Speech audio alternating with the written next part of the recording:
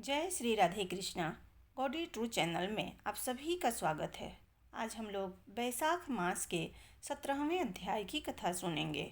मैथिली जी बोले, इस संसार तथा परलोक में फल देने वाले बैसाख मास के संपूर्ण धर्मों को बारंबार सुनकर भी मुझे तृप्ति नहीं हुई। जहाँ निष्कपट धर्म होते हैं, जहाँ विष्णु भगवान की शुभ कथा होती है, उस शास्त्र को सुनते हुए कानों को तृप्ति नहीं होती। दैवश मेरे पूर्व जन्म के किए हुए पुण्य उदय हुए हैं, क्योंकि आप पाहुन के बहाने मेरे घर पर आए हैं। आपके मुख कमल से निकले हुए परम अद्भुत वचनामृत को पीकर मैं तृप्त हो गया हूँ। मुझे पारमिष्ट और मोक्ष की कामना नहीं है। एवं विष्णु को प्रीति करने वाले, भुक्ति और मुक्ति को देने वाले उन्हीं धर्मों को फिर से विस्तार पूर्वक कहिए। राजा के ऐसा पूछने पर महात्मा सुखदेव जी ने प्रसन्न होकर शुभ धर्मों को वर्णन करना फिर से आरंभ किया। श्रुतदेव जी ने कहा, हे राजन, पाप नाश करने वाली कथा को सुनो। मैं कहता हूँ, यह बैसाख मास के धर्म संबंधी कथा को मुनियों ने बार बार कहा है।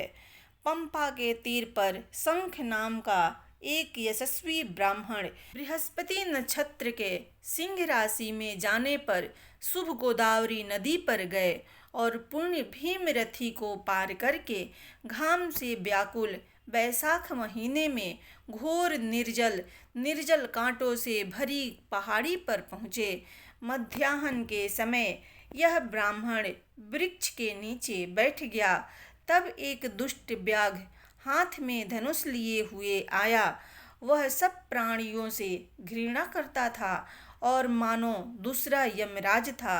उसने सूर्य के समान कुंडल धारण किए हुए दीक्षा प्राप्त ब्राह्मण को देखकर बांध लिया और उसका कुंडल इत्यादि जूता, छाता, रुद्राक्ष की माला तथा कमंडलों को छीन लिया। और तब उस मूर्ख ने उस ब्राह्मण से, तू चला जा, यह कहकर उसको छोड़ दिया। उस दुष्ट से छूटकर वह ब्राह्मण सूर्य की किरणों तथा गर्म बालू से तपा हुआ जलहीन वन के मार्ग में चला। कहीं तो उसके जलते हुए पैर तिनकों से ढपी भूमि पर पड़ते थे और कहीं कांटों पर पड़ते थे। वह जल्दी जल्दी गिरता पड़ता और बैठता उठता हाय हाय करता हुआ शीघ्र चला। उस दुखी मुनि को देखकर पृथ्वी पर पहुँचने पर उस व्याध को दया आई। उस धर्म विमुख पाप बुद्धि व्याध ने सोचा कि मैं इसको सुख देने वाली पैर की रक्षा करूं, जिसको मैंने अपने धर्म के अनुसार दूसरे वन में चोरों से लिया था। व्याधों का धर्म निर्णय यही सब कुछ है, इसलिए इसके दुख को हटाने के लिए मैं इसको जुटा दूंगा। ऐसा करके मुझ पापी का कल्याण होगा। मेरे पैरों में उत्तम पुराने जूते हैं, इनसे मुझे अब काम नहीं, इसलिए इन्हीं को मैं दे दूं। ऐसा मन में निश्चय करके शीघ्र जाकर बालू और घाम से तपे हुए पैरों के श्रेष्ठ ब्राह्मण को जूता दे दिया। जूता लेकर उसको परम संतोष हुआ। तुम खुशी हो, यह आशीर्वाद व्याघ्र को देकर वह ब्राह्मण उससे कहा, बैसाख महीने में इसके देने से अवश्य पुण्य का फल मिलेगा। दुर्बुद्धि व्याध पर विष्णु भगवान प्रसन्न होते हैं। जो सुख सब पदार्थों के प्राप्त करने से होता है, वही सुख मुझको अभी हुआ। इस वाक्य को सुनकर आश्चर्ययुक्त होकर यह क्या है, ऐसा ब्रह्मनिष्ठ ब्रह्मवादी ब्राह्मण से फिर पूछा। तुम्हारी ही वस्तु तुमको देकर मुझे पुण्य कैसे होगा? तुम बैसाख मास की प्रशंसा करते हो और कहते हो कि हरि संतुष्ट होंगे। हे ब्राह्मण, मुझे बतलाओ कि बैसाख कौन है और हरि कौन है। हे दयानिधि, मुझको सुनने की अभिलाषा है कि धर्म क्या है और उसका फल क्या है। व्याध के इस वचन को सुनकर शंख बड़े प्रसन्न हुए। उन्होंने फिर से विस्मित होकर और बैसाख की प्रशंसा करते हुए कहा, इस समय इस लालची दुष्ट ने मुझे जूता दिया है। मुझको बड़ा आश्चर्य है कि इस दुर्बुद्धि का मन अभी विपरीत क्यों हुआ। सब धर्मों का फल जन्म जन्मांतर में होता है, परंतु बैसाख मास के धर्मों का फल मनुष्यों को उसी क्षण मिलता है।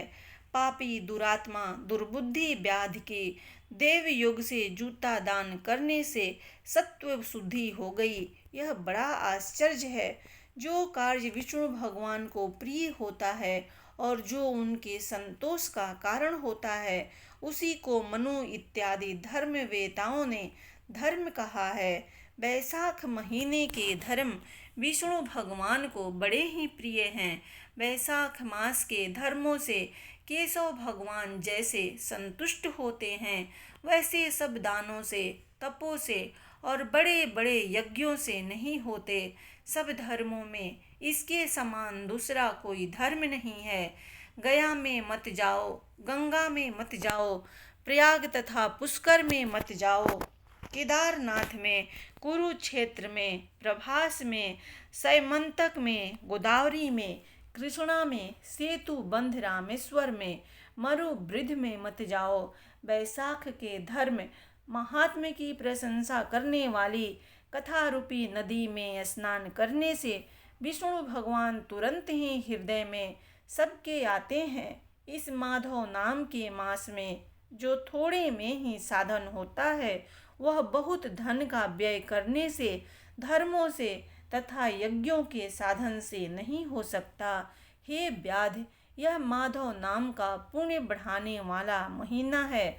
इसी से तुमने ताप नाश करने वाले जूते दिए।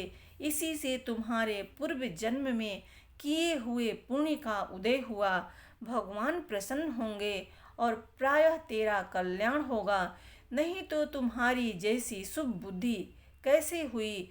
जब दोनों मुनि इस प्रकार कह रहे थे, मृत्यु से प्रेरित होकर बलवान सिंह व्याध का वध करने के लिए क्रोध से विह्वल होकर दौड़ा।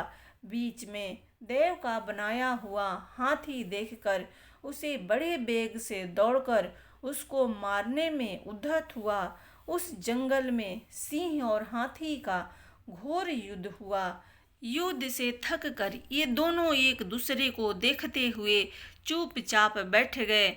महात्मा मुनि से धर्म में लालसा रखने वाले पिता ने क्रुद्ध होकर तुरंत उन दोनों को श्राप दिया। धर्म विमुख पुत्र को, अप्रिय बोलने वाली भार्या को, ब्रह्मद्रोही राजा को तुरंत त्याग देना चाहिए, नहीं तो विपरीत फल होता है। जो धन के लोभ से अथवा दक्षिणा से जो इनका संसर्ग करते हैं, वे सब 14 मनवंतर तक नरक में जाते हैं। यह समझकर मद और क्रोध से भरे हुए हम लोगों को श्राप दिया। तू क्रोधी दंतहीन क्रोध से भरे सिंह हो जा, उन्मत्त कोहल मस्त हाथियों का राजा हो जा। बाद में पश्चाताप करके उसमें मुक्त होने के लिए हम दोनों के प्रार्थना करने पर पिताजी ने श्राप से मुक्त होने के विषय में कहा। तुम दोनों दुर्योनि प्राप्त करके कुछ समय के बाद आपस में एक दूसरे की जान मारने के लिए एकत्र हो जाओगे। उसी समय देव युग से शंख और व्याध की बैसाख मास के धर्म विषय की वार्ता तुम लोग सुनोगे। उसी क्षण इससे तुम दोनों मुक्ति मार्ग में चले जाओगे। तुम दोनों पुत्र श्राप से मुक्त होकर पहले का रूप पाओगे। मुझको प्राप्त करके रहोगे। मेरी वाणी वृथा न होगी। इस प्रकार गुरु से श्राप पाकर हम दोनों दुर्बुद्धियों ने बुरी योनि पाकर दैववश परस्पर हत्या करने के लिए हम लोग एकत्र हुए और आप दोनों का दिव्य शुभ संवाद हमने सुना।